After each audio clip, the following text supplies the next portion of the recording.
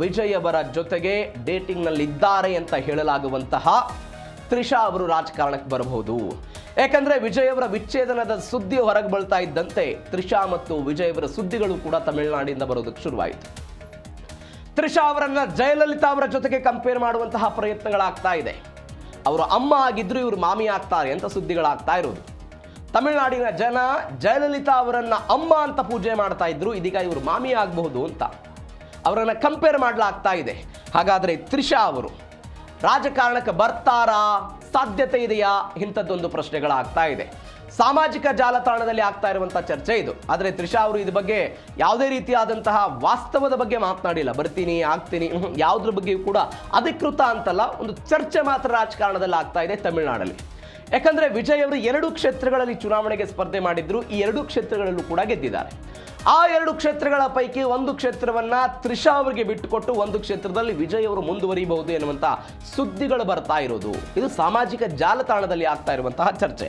ಹಾಗಾದ್ರೆ ಟಿವಿಕೆಯನ್ನು ಸೇರ್ತಾರಾ ತ್ರಿಷಾ ಅನ್ನುವಂತಹ ಪ್ರಶ್ನೆ ಹೆಂಗ್ ಸಾಧ್ಯ? ಇದು ಡೀಟೇಲ್ಸ್ ನೋಡ್ತಾ ಹೋಗೋದಾದ್ರೆ ತ್ರಿಷಾ ರಾಜಕೀಯದ ಬಗ್ಗೆ ಸಾಮಾಜಿಕ ಜಾಲತಾಣದಲ್ಲಿ ಚರ್ಚೆ ಆಗ್ತಾ ಇದೆ.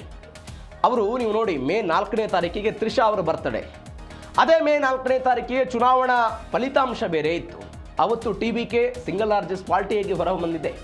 ಅದರ ಜೊತೆಗೆ ಟಿವಿಕೆ ಗೆಲ್ಲಬೇಕು ಅಂತ ತಿರುಪತಿ ತಿಮ್ಮಪ್ಪನಿಗೆ ಹೋಗಿ ಪ್ರಾರ್ಥನೆ ಮಾಡಿಕೊಂಡು ಬಂದಿದ್ರು ಟಿವಿಕೆ. ಚುನಾವಣಾ ಫಲಿತಾಂಶ ಬಂದ ನಂತರ ವಿಜಯ್ ಅವರ ಮನೆಗೆ ಬಂದವರೆಲ್ಲ ಅವರಿಗೆ ಕಂಗ್ರಾಚುಲೇಷನ್ ಹೇಳಿದ್ದು, ಅಭಿನಂದನೆಯನ್ನು ಸಲ್ಲಿಸಿದ್ದು ಎಲ್ಲವನ್ನು ಕೂಡ ಅವರು ಮಾಡಿದ್ದನ್ನು ನಾವು ನೋಡಿದ್ದೀವಿ. ಒಂದು 11 ವರ್ಷಗಳ ಹಿಂದೆ ಈ ತ್ರಿಷಾ ಅವರದ್ದು ಒಬ್ಬ ಉದ್ಯಮಿ ಜೊತೆಗೆ ಎಂಗೇಜ್ಮೆಂಟ್ ಆಗಿತ್ತು 2015ರಲ್ಲಿ. ಆದರೆ ಅವರೇನೋ ನಟನೆಯನ್ನು ಬಿಡಬೇಕು ಅಂತ ಏನೋ ಹೇಳಿದ್ರಂತೆ. ಹೀಗಾಗಿ ನನ್ನ ನಟನೆ ಅನ್ನೋದು ನನ್ನ ಉಸಿರದು, ನನ್ನ ಕೊನೆ ಉಸಿರಿನ ತನಕವೂ ಕೂಡ ನಾನು ಸಿನಿಮಾ ರಂಗದಲ್ಲಿ ಇರ್ತೀನಿ, ಯಾವುದೇ ಕಾರಣಕ್ಕೂ ಬಿಡಲ್ಲ ಅಂತ ಹೇಳಿ ಆ ಸಂಬಂಧವನ್ನೆಲ್ಲ ಕಳೆದುಕೊಂಡಿದ್ರು. ಅದಾದ ನಂತರ ತ್ರಿಷಾ ಮತ್ತು ವಿಜಯ್ ಅವರ ಸಂಬಂಧದ ಬಗ್ಗೆ ಸಾಮಾಜಿಕ ಜಾಲತಾಣ ಮತ್ತು ತಮಿಳುನಾಡಲ್ಲೆಲ್ಲ ಚರ್ಚೆ ಆಗ್ತಾ ಇತ್ತು. ಇದೀಗ ಅವರು ಟಿವಿಕೆಯನ್ನು ಸೇರ್ತಾರಾ ಅನ್ನುವಂತಹ ಪ್ರಶ್ನೆ ಇದೆ. ಯಾಕಂದರೆ ಅದು ಕಾರ್ಯಕರ್ತರು, ಅಭಿಮಾನಿಗಳು ಮತ್ತು ತಮಿಳುನಾಡಿನ ಜನರ ಬಯಕೆ ಆಗಿದೆ ಅನ್ನುವಂತಹ ಚರ್ಚೆಗಳು ಕೂಡ ಅಲ್ಲಿ ಆಗ್ತಾ ಇದೆ.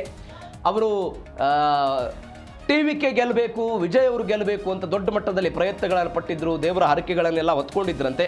ಹೀಗಾಗಿ ಅವರದ್ದು ಮತ್ತು ಇವರದ್ದು ಸಿನಿಮಾ ಜರ್ನಿ ಕೂಡ ಇದೆ. 2004ರಲ್ಲಿ ಗಿಲ್ಲಿ, ತಿರುಪಾಚಿ 2005, 2006ರಲ್ಲಿ ಆದಿ ಎನ್ನುವಂಥ ಸಿನಿಮಾ, 2023ರಲ್ಲಿ 15 ವರ್ಷಗಳ ಬಳಿಕ ಲಿಯೋ ಎನ್ನುವಂಥ ಒಂದು ಸಿನಿಮಾದ ಮುಖಾಂತರ ತೆರೆಯಲ್ಲಿ ಕಂಡಿದ್ರು. ಅದಾದ ನಂತರ 2024ರಲ್ಲಿ the great super of all the time ಎನ್ನುವಂಥ ಒಂದು ಸಿನಿಮಾದ ಮುಖಾಂತರವೂ ಕೂಡ ಅವರು ಕಾಣಿಸಿಕೊಳ್ಳುವ ಪ್ರಯತ್ನವನ್ನು ಮಾಡಿದ್ರು. ಇಬ್ಬರೂ ಕೂಡ ಸಿನಿಮಾ ಬ್ಯಾಕ್ಗ್ರೌಂಡ್ನಿಂದ ಬಂದಂತಹ ವ್ಯಕ್ತಿಗಳು. ಇದೀಗ ಅವರು ಟಿವಿಕೆ ಸೇರ್ತಾರೆ ಎನ್ನುವಂಥ ಚರ್ಚೆಗಳು ನಡೀತಾ ಇದೆ. ಹಾಗಾದರೆ ತಿರುಚಿ ಉಪಚುನಾವಣೆಗೆ ತ್ರಿಷಾ ಸ್ಪರ್ಧೆ ಮಾಡ್ತಾರಾ? ಇಂಥದ್ದೊಂದು ಪ್ರಶ್ನೆ. ನಾನು ಆವಾಗಲೇ ಹೇಳಿದೆ, ವಿಜಯ್ ಅವರು 2 ಕ್ಷೇತ್ರಗಳಿಂದ ಸ್ಪರ್ಧೆ ಮಾಡಿದ್ರು. ಇದೀಗ ತಿರುಚಿ ಪೂರ್ವ ಕ್ಷೇತ್ರಕ್ಕೆ ತ್ರಿಷಾ ಅವರನ್ನು ಕರೆದುಕೊಂಡು ಬರುವಂತಹ ಸಾಧ್ಯತೆಗಳಿದೆ ಅನ್ನುವಂತಹ ಚರ್ಚೆಗಳಾಗ್ತಾ ಇದೆ. ಅಂದರೆ ಒಂದು ಕ್ಷೇತ್ರಕ್ಕೆ ಒಬ್ಬ ವ್ಯಕ್ತಿ ರಾಜೀನಾಮೆ ಕೊಡಬೇಕು. ಹೀಗಾಗಿ ತ್ರಿಷಾ ಕೃಷ್ಣನ್ ಅವರಿಗೆ ಟಿಕೆಟ್ ಕೊಡ್ತಾರಾ ಅಂತ. ಒಂದು ವೇಳೆ ಸ್ಪರ್ಧೆಗೆ ಏನಾದರೂ ತ್ರಿಷಾ ಒಪ್ಪಿದ್ರೆ ಟಿವಿಕೆಯಿಂದ ಕಣಕ್ಕಿಳಿಸೋದಕ್ಕೆ ಸಾಧ್ಯತೆ ಇದೆ ಅಂತ ಹೇಳ್ತಿದ್ದಾರೆ. ಪೆರಂಬೂರ್ ಮತ್ತು ತಿರುಚಿ ಪೂರ್ವದಲ್ಲಿ ವಿಜಯ್ ಅವರು ಸ್ಪರ್ಧೆ ಮಾಡಿದ್ದಾರೆ. ಇದೀಗ ಪೆರಂಬೂರನ್ನು ಅವರು ಉಳಿಸ್ಕೊಳ್ತಾರಂತೆ. ತಿರುಚಿ ಪೂರ್ವದಲ್ಲಿ ತ್ರಿಷಾ ಅವರನ್ನು ಇಳಿಸಬಹುದು ಎನ್ನುವಂಥ ಲೆಕ್ಕಾಚಾರ ಇದೆ. ನೀವು ತಿರುಚಿ ಪೂರ್ವ ಅನ್ನುವಂಥ ಕ್ಷೇತ್ರ ನೋಡಿ, ಅನೇಕ ರಾಜಕಾರಣಕ್ಕೆ ಒಂದು ವೇದಿಕೆ ಆದಂತಹ ಕ್ಷೇತ್ರ ಇದು. CN ಅಣ್ಣಾದೊರೈ ಅವರ ರಾಜಕೀಯ ಜೀವನ ಶುರುವಾಗಿದ್ದು ಇದೇ ತಿರುಚಿ ಪೂರ್ವ ಕ್ಷೇತ್ರದಿಂದ. ಅದರ ಜೊತೆಗೆ MGR ಅಂತ ನಾವೇನು ಕರಿತೀವಿ, AIDMK ಸ್ಥಾಪಕ, ಅವರ ರಾಜಕೀಯ ಜೀವನ ಕೂಡ ಶುರುವಾಗಿದ್ದು ಇದೇ ಕ್ಷೇತ್ರದಲ್ಲಿ. ಈ ಕ್ಷೇತ್ರದಲ್ಲಿ 27,000 ಮತಗಳ ಅಂತರದಿಂದ ಯಾರು ಗೆದ್ದಿದ್ದಾರೆ? ವಿಜಯ್ ಅವರು ಗೆದ್ದಿದ್ದಾರೆ. 27,000 ಮತಗಳಿಂದ ಗೆದ್ದಿದ್ದಾರೆ. ಹೀಗಾಗಿ ಈ ಕ್ಷೇತ್ರ ಒಂದು ಸೇಫ್ ಕ್ಷೇತ್ರ ಎನ್ನುವಂತಹ ಆಲೋಚನೆಗೆ ಟಿವಿಕೆ ಬಂದಂತೆ ಕಾಣಿಸ್ತಾ ಇದೆ. ಇದರ ಜೊತೆಗೆ ಈ ವಿಧಾನಸಭಾ ಕ್ಷೇತ್ರದಲ್ಲಿ 1,12,460 ಮಹಿಳಾ ಮತದಾರರಿದ್ದಾರೆ. 1,12,460 ಮಹಿಳಾ ಮತದಾರರು.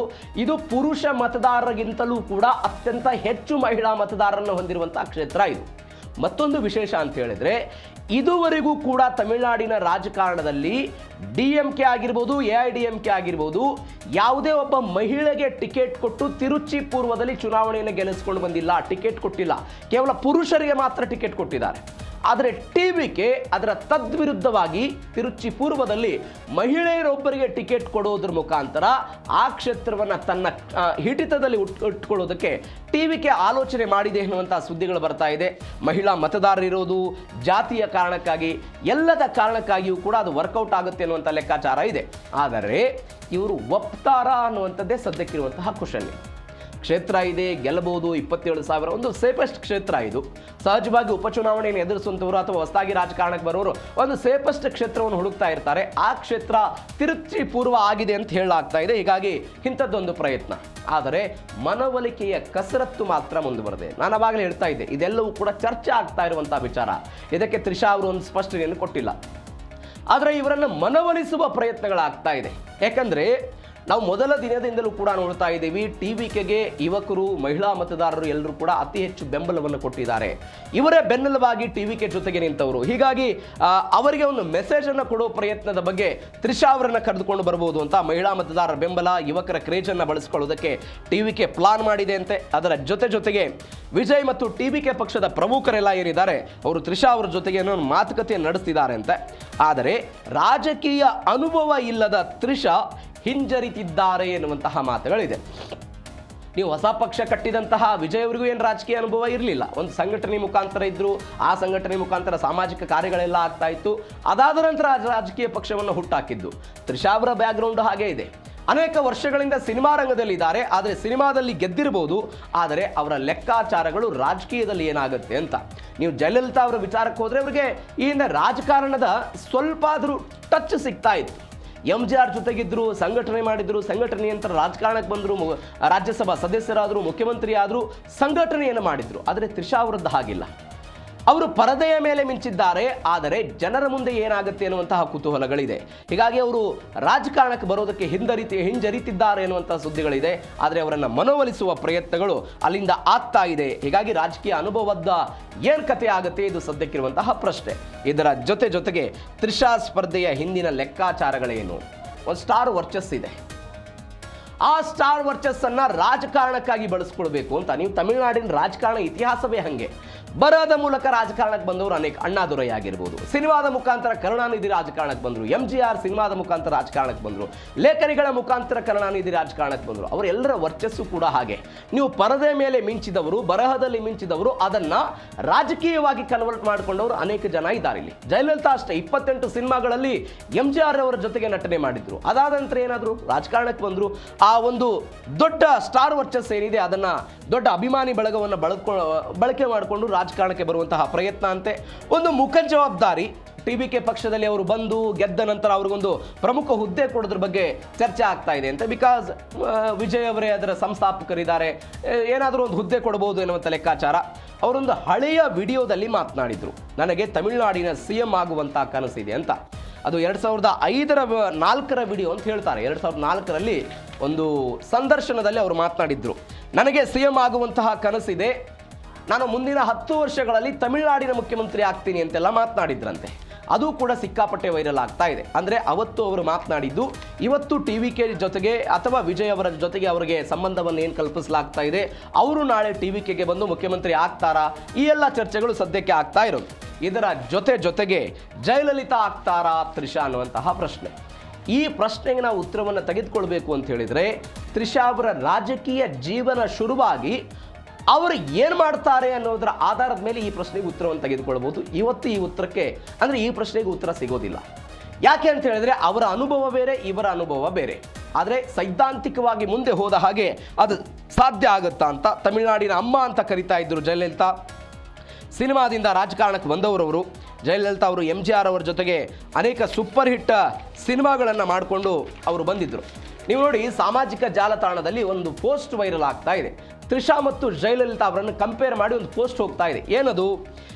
ಜಯಲಲಿತಾ ಬ್ರಾಹ್ಮಣ ಸಮುದಾಯಕ್ಕೆ ಸೇರಿದವರು, ತ್ರಿಷಾ ಕೂಡ ಬ್ರಾಹ್ಮಣ ಸಮುದಾಯಕ್ಕೆ ಸೇರಿದವರು. ಜಯಲಲಿತಾ ಚರ್ಚ್ ಪಾರ್ಕ್ ಸ್ಕೂಲ್ನಲ್ಲಿ ಕಲ್ತಿದ್ದಾರೆ. ಅದೇ ಸ್ಕೂಲ್ನಲ್ಲಿ ತ್ರಿಷಾ ಅವರು ಶಾಲೆಯನ್ನು ಕಲ್ತಿರೋದು. ಜಯಲಲಿತಾ ಕೂಡ ವೃತ್ತಿ ನಟಿಯಾಗಿದ್ದರು, ತ್ರಿಷಾ ಕೂಡ ನಟಿಯಾಗಿದ್ದಾರೆ. ಜಯಲಲಿತಾ ಕೂಡ ಅವಿವಾಹಿತೆ ಆಗಿದ್ದರು, ಅಂದರೆ ಮದುವೆ ಆಗಿರಲಿಲ್ಲ. ತ್ರಿಷಾ ಕೂಡ ಮದುವೆ ಆಗಿಲ್ಲ. ಜಯಲಲಿತಾ ಅವರಿಗೆ ಮಕ್ಕಳಿರಲಿಲ್ಲ, ತ್ರಿಷಾ ಅವರಿಗೂ ಕೂಡ ಮಕ್ಕಳಿರಲಿಲ್ಲ. ಜಯಲಲಿತಾ ಅವರ ಒಡನಾಟ MGR ಅವರ ಜೊತೆಗೆ ಇತ್ತು, ತ್ರಿಷಾ ಅವರ ಒಡನಾಟ ವಿಜಯ್ ಅವರ ಜೊತೆಗಿದೆ.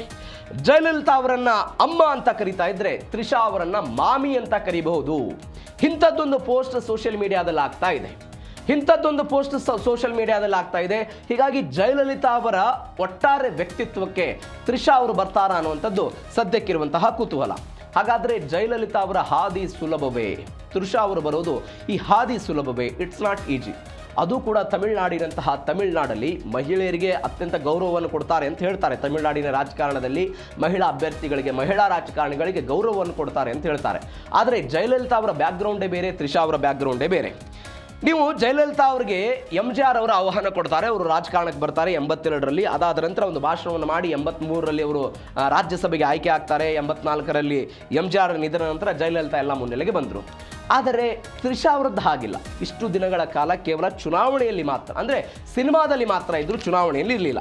ಇದರ ಜೊತೆಗೆ ಜಯಲಲಿತಾ ಏನು ಮಾಡಿದ್ರು, ಪ್ರಚಾರ ಕಾರ್ಯದರ್ಶಿಯಾಗಿ AIADMKದ ಸಂಘಟನೆ ಮಾಡಿದ್ರು. ಹಳ್ಳಿಗಳಲ್ಲಿ, ಗ್ರಾಮಗಳಲ್ಲಿ, ತಾಲೂಕಾ ಮಟ್ಟದಲ್ಲಿ, ಜಿಲ್ಲಾ ಪಂಚಾಯತ್ ಮಟ್ಟಗಳಲ್ಲಿ ಪ್ರಚಾರ ಕಾರ್ಯದರ್ಶಿಯಾಗಿ ಚುನಾವಣಾ ಭಾಷಣಗಳನ್ನು ಮಾಡಿ ಗೆಲ್ಲೋ ಪ್ರಯತ್ನವನ್ನು ಮಾಡಿದ್ರು.